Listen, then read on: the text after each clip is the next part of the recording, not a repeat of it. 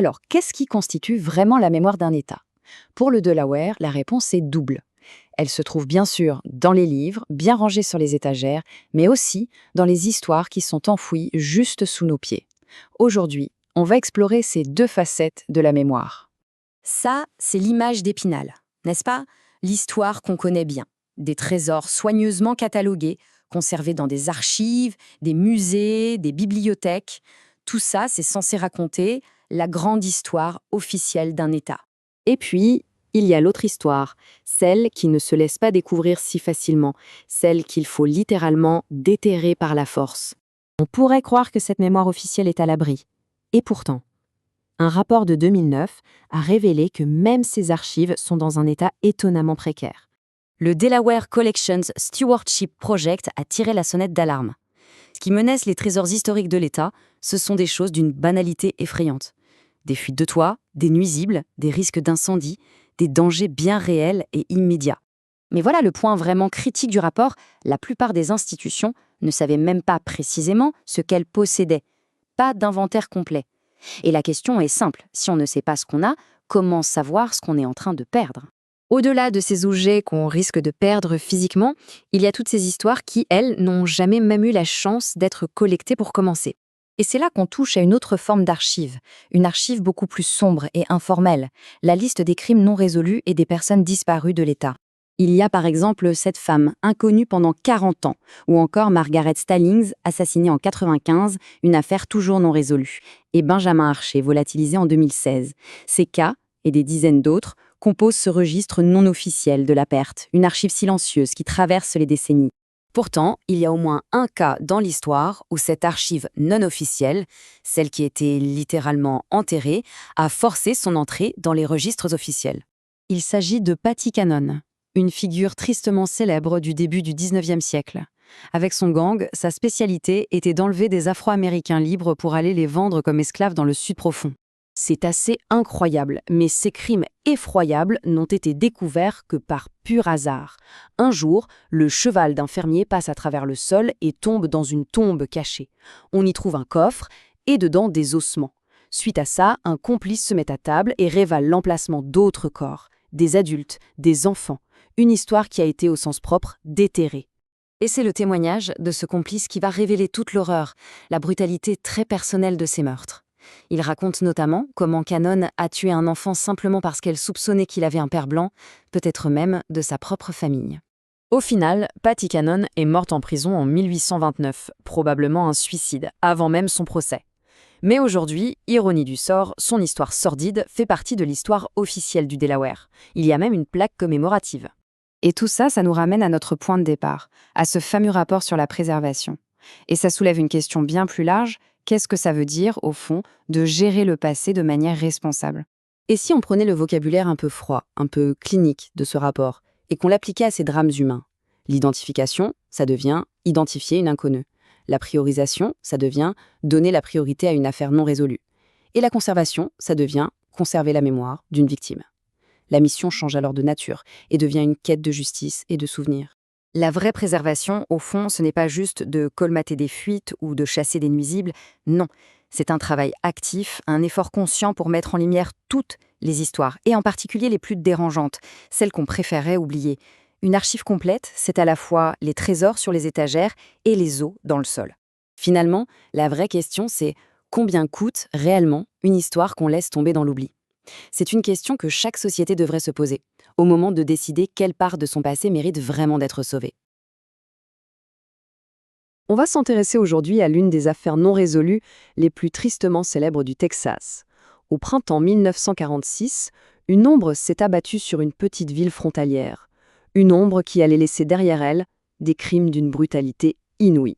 C'est l'histoire d'un prédateur qu'on a fini par surnommer le tueur fantôme. Et cette phrase, si vous ne le trouvez pas, il va tuer quelqu'un. Elle est glaçante. Elle a été prononcée par Jimmy Hollis, l'un des tout premiers survivants. Il venait de subir une agression d'une violence incroyable par un homme masqué. Et même s'il s'en est sorti, il avait compris, il savait que ce n'était que le début de la terreur. Allez, on plonge dans cette histoire. Il faut se remettre dans le contexte.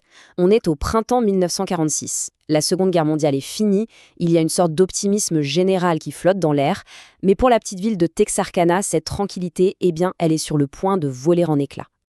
Alors Texarkana, ce n'était pas n'importe quelle ville. Elle était littéralement à cheval sur deux États, le Texas et l'Arkansas. On l'a surnommée même Little Chicago.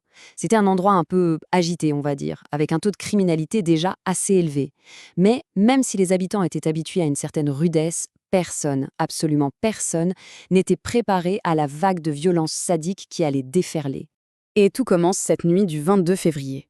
Imaginez la scène, un jeune couple, Jimmy Hollis et Mary Jean Larrey, garés sur une route isolée, une allée des amoureux, comme on disait à l'époque. Et là, sorti de nulle part, un homme surgit. Son visage est caché par une sorte de cagoule blanche, un sac avec juste des trous pour les yeux.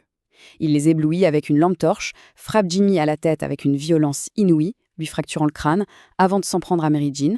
Dès le début, l'enquête part sur de très mauvaises bases. Pourquoi ? Parce que les témoignages des deux survivants sont complètement contradictoires. Mary Jean dit que l'agresseur était un homme noir, Jimmy, lui, est persuadé qu'il était blanc. Un masque ou pas de masque, ce n'est pas clair non plus.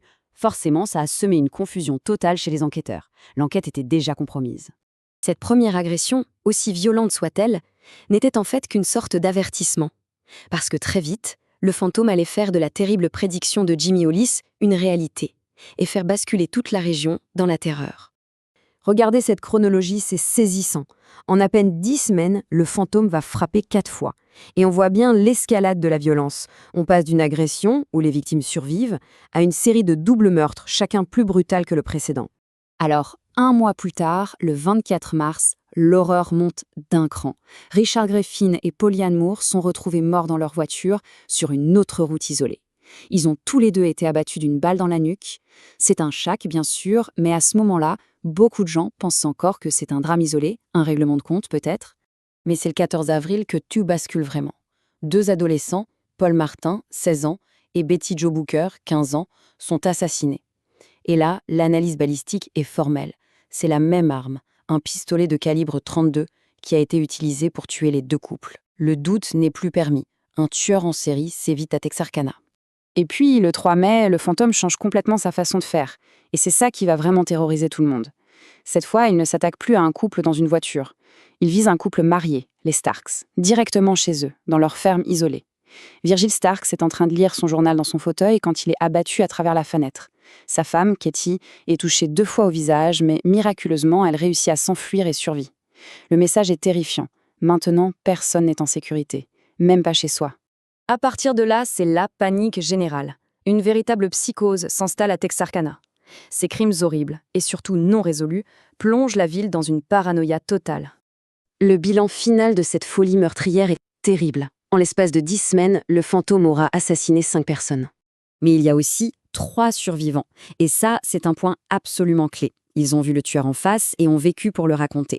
Leurs témoignages, ils ont été à la fois une aide précieuse et, comme on l'a vu, une source de confusion terrible pour l'enquête. Et c'est un journal local, le Texarkana Gazette, qui va lui trouver ce nom qui restera dans l'histoire, le tueur fantôme. Un surnom parfait, non ? Il décrit bien ce prédateur insaisissable qui frappait et disparaissait dans la nuit. La vie à Texarkana n'est plus du tout la même. Imaginez, les gens se ruent dans les magasins pour acheter des armes, des serrures, n'importe quoi pour se protéger. On cloue des planches sur les fenêtres. Dès que le soleil se couche, les rues sont désertes. C'est une ville morte. Il y a même des femmes et des enfants qui vont dormir à l'hôtel du centre-ville, l'hôtel Grimm, un nom assez ironique dans ce contexte, quand les hommes de la famille ne sont pas là. Face à cette terreur, les autorités réagissent, bien sûr. Une chasse à l'homme gigantesque est lancée, avec plusieurs agences de police qui collaborent. Le problème, c'est qu'ils chassent un fantôme. Les pistes sont rares et les fausses pistes, elles, se comptent par centaines. Pour donner une idée de l'ampleur des recherches, près de 400 suspects vont être arrêtés. C'est énorme.